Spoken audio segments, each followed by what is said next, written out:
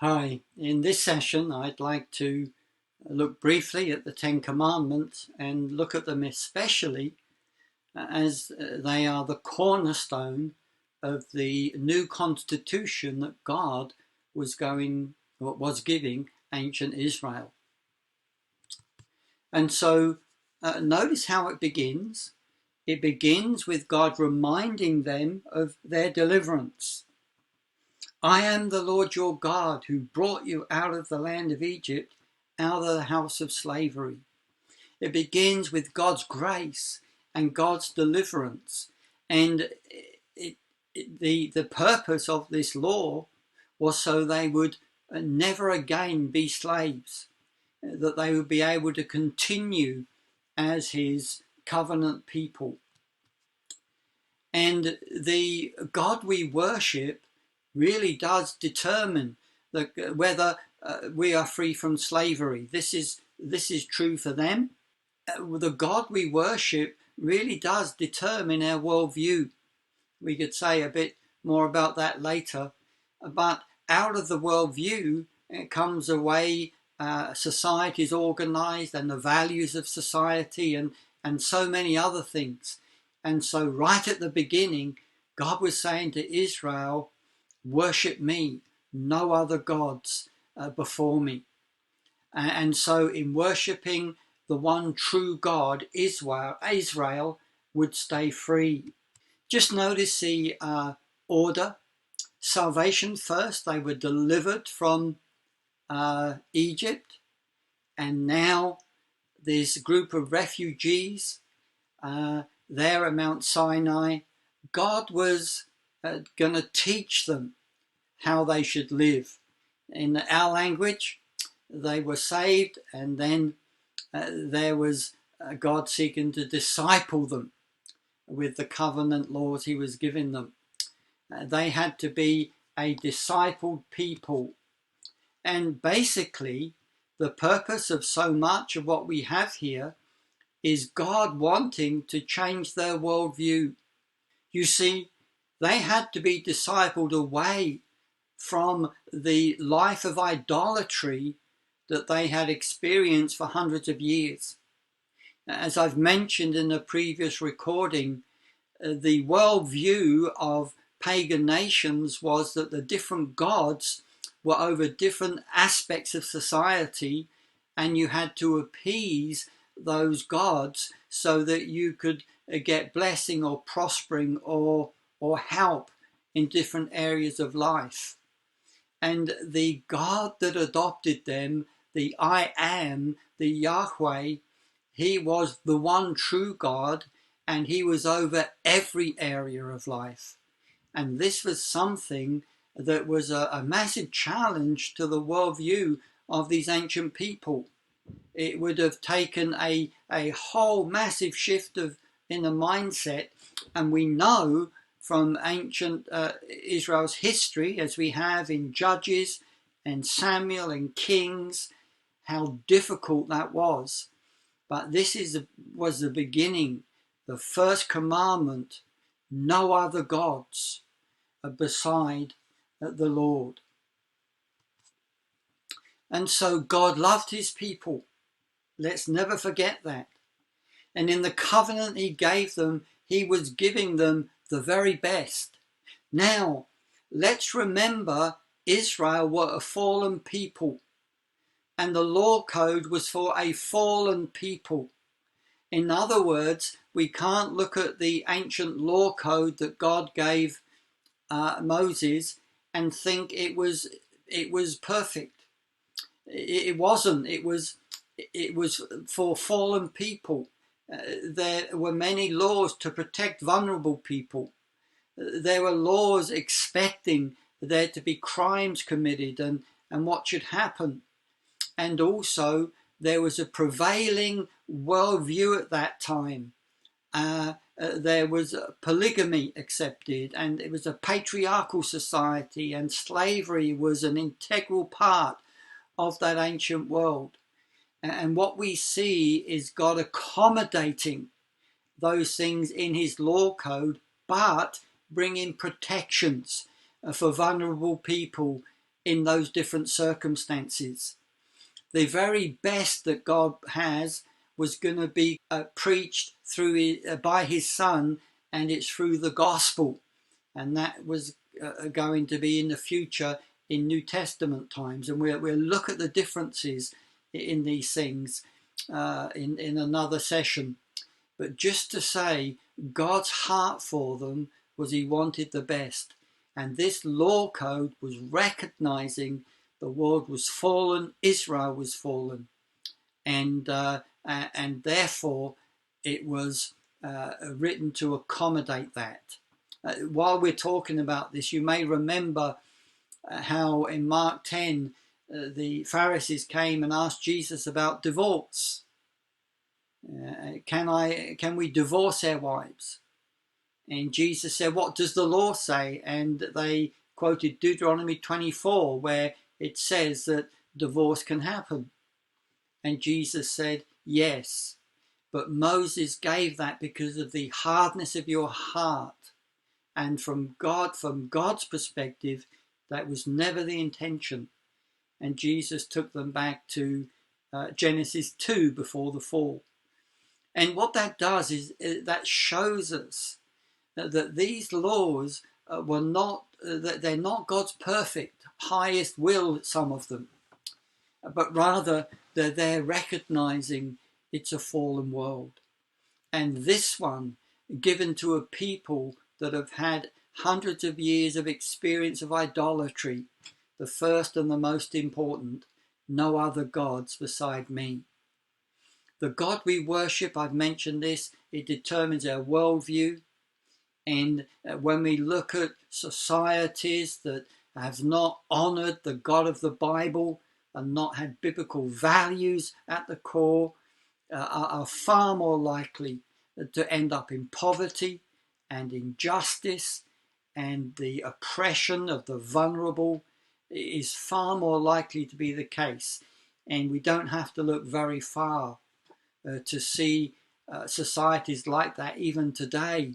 And in the post-Christian Western world, even as we drift further away from biblical values, so we see these things emerging that we would love to see different and see changed.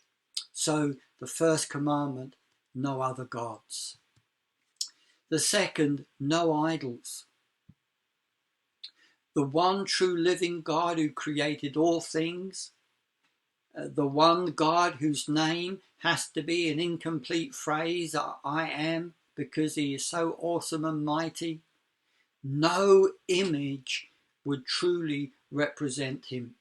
Any image would be a limit, because whether it's worshipping the stars or a created golden calf or some other item, he created all these things.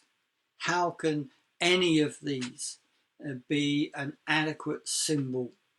And so this law, no idols, was truly important. But there was going to come a time when there would be an idol of the living God.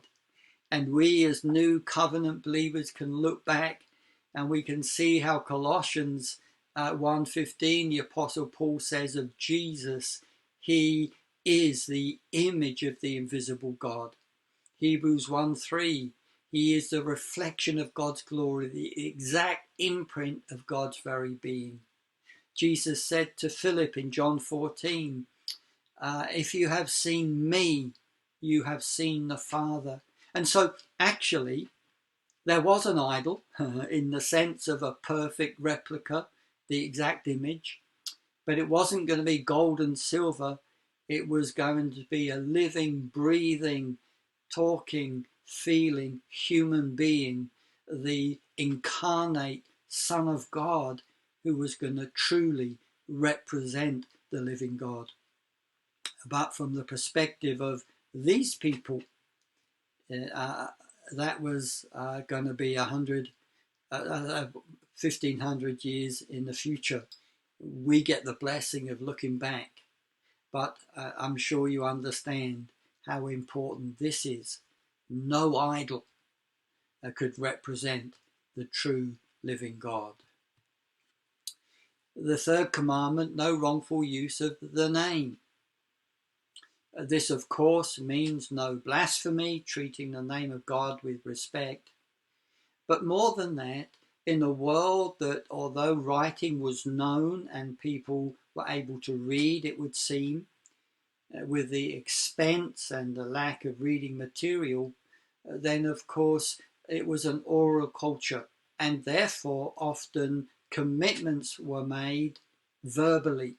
Contracts, business contracts, financial agreements, negotiations for everyday life were made verbally. And if one was to bring in the name of Yahweh in an oath, then that was a way of wanting to be absolutely strong about the promise that was being made. In the name of Yahweh, I promise to do such and such. And when that happened, that became a very solemn thing. And if someone then broke that promise, if the business contract was broken or the trade agreement was, there was cheating or anything of that, like that, then what it did was it made the name of Yahweh, it brought it into disrepute, and it was a wrongful use of the name. We need to be people who are faithful to our word, that our word is trustworthy, that we fulfill our vows, and that is what God is implying here, that in the nation that was his nation, he wanted people's word to have integrity and to be trustworthy. Here we have this beautiful law about the Sabbath. Now, of course, it became very legalistic in the New Testament, but this was a gift for ancient Israel, because we as people, we are created to work. Work is part, or should be, part of our creativity. Certainly, we're in the image of God, but also to rest. We're created as physical beings, and these physical bodies of ours need sleep and food and rest and refreshment. And God built in a beautiful rhythm of 6 days work and a day of rest. And I want you to notice how in verse 8, this rest was not just for the landowners, the Israelite, it was for their children. Not only for their children, but for the slaves. Not only for the slaves, but even for the working animals. 6 days labor, 1 day rest. And this gives value to all humans. Slavery was something that was evident. As we've said, it was a fallen world. These things were going to happen, but we see God building in protections for vulnerable people. The slaves were to have rest as well, and not just the landowners. Now, we're going to look at how the New Covenant believers should understand Old Testament law. What we find is that this rigid 1 day in 7, the 7th day being a Sabbath, is not something that's repeated in the New, but surely this is wisdom we need to embrace and understand, because we are physical beings and we need our rest too. And so this is a law of great wisdom for us. Honor your father and mother. Now this is important. This is in verse 12, chapter 20. This is important because parents are the first authority figures children meet. And it's a responsibility of parents to teach their children to honor them. And this is something, when learned, would flow out into wider society so that other authority figures in society will be respected too. One of the elements of anarchy in a society is when respect for designated authorities is no longer there, and that undermines society. Anarchy is one of the very worst possible situations for any society. It is an absence of law, and it is terrifying. And God wanted Israel to have citizens that understood God-given authorities, and those authorities are respected. And that begins in the home. The term honor in Scripture often has a financial implication. And so one other dimension of this is that parents are cared for in their old age. And therefore, God wanted a society where older people are honored, respected, and cared for. And this fifth commandment, do not murder, verse 13, the sixth commandment. This is not talking about all killing. In the law code, there was capital offences and there was execution for those offences. Also, war was permitted. Particularly, war was to be defensive and not aggressive. But if the nation was attacked, God expected that the people would defend themselves against the oppressor. No, this has to do with murder. That is the selfish taking of human life. And what this means is that there is a value on human life. And that value is indicated whereby murder, there should be a criminal trial, and those who commit murder should be punished. And so we have the value of human life. And this would be a principle that would flow as we see in the different laws, not just the value of murder, but also of children, women, men, all people. There's a value given because humanity is made in the image of God, as we read in Genesis chapter 2. Do not commit adultery. This would have been very particularly important because the Canaanite religions required, some of them, sexual activity as part of the worship. The men would visit prostitutes, which was institutionalized adultery. But what we see is this reaches out to all kind of sexual sins as this particular law is developed in other parts of the law code. As I've mentioned, the pagan societies, they actually encouraged ritual adultery when it came to worshipping the fertility god and goddesses.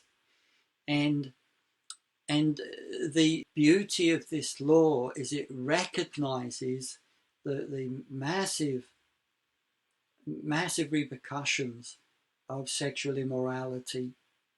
Guy Brandon wrote a book, and the title is Just Sex, and then the subtitle, It Is Never Just Sex. And in the book he addresses the culture that says two consenting adults can do whatever they please in private, and if they do it in private it doesn't affect anybody, it's their business. And what he does by looking at the different facets of society and different statistics, he shows the terrible consequences of the permissive sexual society that we've become in our Western world. Just to give an example, he talks about adultery. Adultery is between two people. They may be consenting to that, but the fallout doesn't affect them only, it affects so many other people. Their spouses are affected. That could affect them with mental health problems. It could affect them with depression. It could affect the children because there's a divorce and the sadness and the heartache that's connected there. It could affect the wider families of both sides of those involved and the fallout that comes from that. It could affect, as I say, the mental health of the spouses, and that would mean they would be off work, and that would put a burden on the health care system and a loss of earnings for that family and indeed the whole nation when you multiply this many times. And then you can have the consequence of sexually transmitted diseases and the cost of that. And then you have the fact that if there's a divorce, you have a single parent and the burden on the single parent. And even despite the heroic efforts of single parents, and I honour that, so often it's single parent, the single parent element is connected to poverty in so many societies. And so as we look at these different elements, you can see the heart and the wisdom of God, where he very simply says, do not commit adultery. He desired that Israel would have strong families and that there would be a mother and a father and children and grandparents and all of the richness that that kind of family situation that can bring. And so often when it comes to sexual misconduct, it's women who are exploited in those kind of societies, and children too. And in God's economy, in his kingdom, he didn't want that for ancient Israel. Do not steal. Now you cannot steal something unless it belongs to someone. What this means is that Scripture affirms private ownership. I can have something and it's mine. And that is in fact how Israel was set up. The land was given to families. It was their land. And it was their land in perpetuity. In other words, they could not sell it. They owned it. And owning land meant they owned the means of production. And it was theirs to engage with and to be involved with for prosperity. And so what this means is we respect and honour other people's property. And private ownership encourages private enterprise. We've seen with the experiments of socialism in the last century how when the state owns production, how the production dwindles, people lose motivation and poverty comes, apart from the few at the top of the tree. But God didn't want that for ancient Israel. Certainly, there's laws we see where God is looking out for the vulnerable in society. They were certainly cared for, or should have been cared for. But when it comes to the ownership of stuff, God recognizes private ownership. You shall not steal. Do not bear false witness. This has to do, of course, with not lying, but in the nation it had to do with the law courts and the justice system.